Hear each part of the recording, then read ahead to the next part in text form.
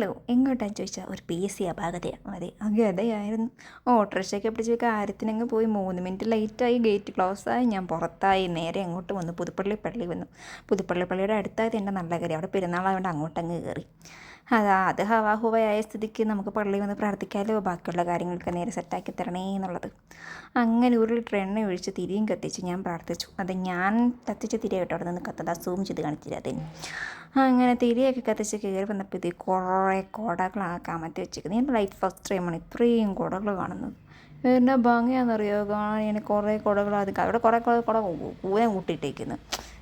നമ്മുടെയൊക്കെ പള്ളി കുടകളുണ്ട്, എന്നാൽ ഇത്രയും ഫസ്റ്റ് ടൈമാണ്. പിന്നെ പള്ളിക്കകത്ത് കയറി, പള്ളിക്കകത്ത് ഇങ്ങനെ എന്തോ കുർബാന നടക്കുകയായിരുന്നു. ഞാൻ ഫസ്റ്റ് ടൈമായി പള്ളി വരുന്നത്. അപ്പോൾ കുർബാന നടക്കുമായിരുന്നു. ഞാൻ നേരെ എന്താ പറയുക, പള്ളിക്കകത്ത് കയറി നേർച്ചിട്ടു.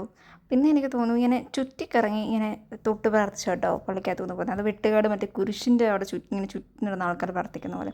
അത് കഴിഞ്ഞ് പ്രാർത്ഥനയൊക്കെ കഴിഞ്ഞ് നേരെ ഐസ്ക്രീമൊക്കെ കഴിച്ചു. ഐസ്ക്രീമൊക്കെ കഴിഞ്ഞ് നേരെ പാലാ ബസ് പിടിച്ചു കല്യാണത്തിന് പോകുന്നുണ്ട്. ബിനിമോളുടെ കല്യാണത്തിനോട് തിരക്കിനും പിടിച്ച് കയറിയതാ.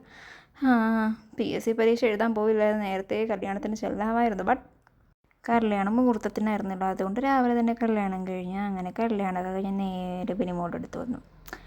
ഫുഡ് കഴിച്ചു, 2 ഫോട്ടോയും എടുത്തു. അല്ലാതെ പ്രത്യേകിച്ചൊന്നുമില്ല. അപ്പോൾ ബിനിമോളെ ഹാപ്പി മാരീഡ് ലൈഫ്.